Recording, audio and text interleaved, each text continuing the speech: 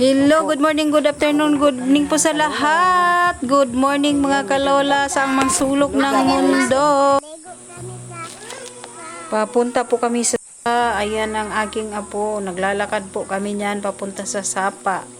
Galing po dito sa bahay namin dito sa likuran namin.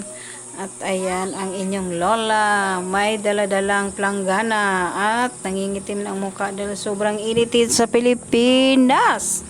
Ayan, king mga apo. Pag ako'y pumunta sa Sapa, sasama din sila.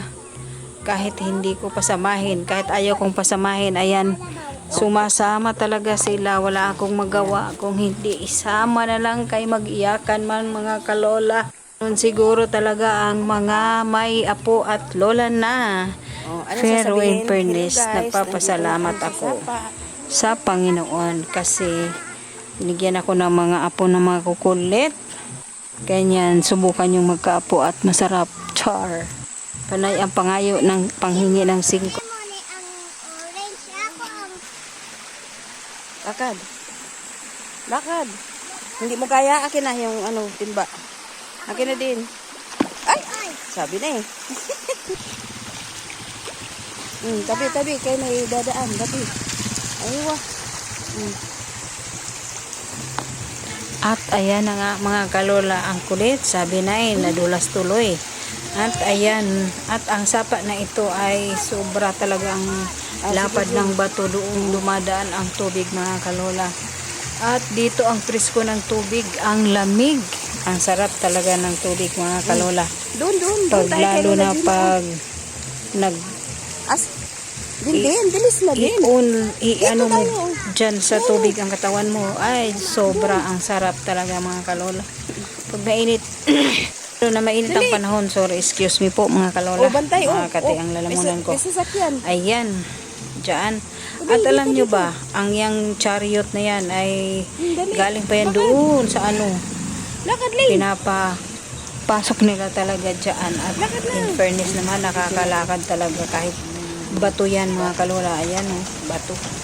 Parang simentado na siya sa lapad ng bato. Tayang sasakyan na yan, ganyan lang siya. Maglakad-lakad dyan. Ayan. Kasi puro bato talaga yan ang tubigan. Ayan, ganyan siya. At doon sa taas kami maliligo mga kalols. Ayan, doon sa yung nandoon. Ito na nga ay ang kumare ko nandyan naglalaba. At ako rin, dito rin ako makikitabi kasi makikitsika. Ito naman, ang aking kumare, kasama-sama talaga nila yung mga aso. Sama-sama talaga yan. Araw-araw ginawa ng Panginoon. Hindi talaga mawalaan ng tagalaba dito dahil taga doon pa sa 15 kilometers, dito pa sila naglaba. Ayan na mga kalola, ipapakita ko sa inyo.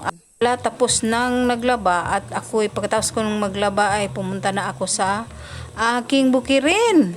Yan mga kalola, pasensya na, nagkukwento lang ang inyong lola. Bukirin at papakita ko sa inyo yung parang dry mushroom. Pero sabi nung iba nakakain daw yan. Pero ako parang hindi ko na try na kumain yan. Dry na siya mga kalola. Nung bago pa lang, fresh yan na tumubo ng ganyan. Tapos ngayon dry na siya. At ayan ako'y magtatanim ng pinya. Nito ang ginagawa ko mga kalola pag nandito ako sa bukid. Talagang gusto ko lang dito. Sige lang ang suroy-suroy. At nagdadamo mga kalola at ganito ito na nga. Nangingitim na ako sa kadadamo. Kasi nanghihinayang ako sa aking oras. Ito naman ay kukuha ako ng pangtanim na pinya mga kalola. At dahil sa sobrang dami nitong saha niya, saha nga, sobrang dami, hindi na makita yung bunga niya. Ang ginawa ko, bawasan ko yan mga kalola dahil sa sobrang dami. Hindi na makita ang bunga niya. At salamat talaga ako dahil marami na akong pangtanim mga kalola. Dahil noon, alam nyo ba, ang mga pangtanim ko na yan, ang seedling ko ng pinya ay binili ko pa. Tag 5 pesos ang isa. Ayan, antay mga kalola, ang tigas-tigas talaga kunin. Pinagtsagaan ko talagang kunin niya ang isa-isa. Kung alam nyo lang ang tigas, pero kaya naman, 'di ba?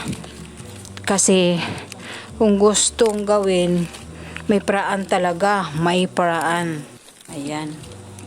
At hanggang dito na lang mga kalola. Thank you for watching. At kasi sobrang Bye. tigas talaga ng iba kunin. Yung iba nga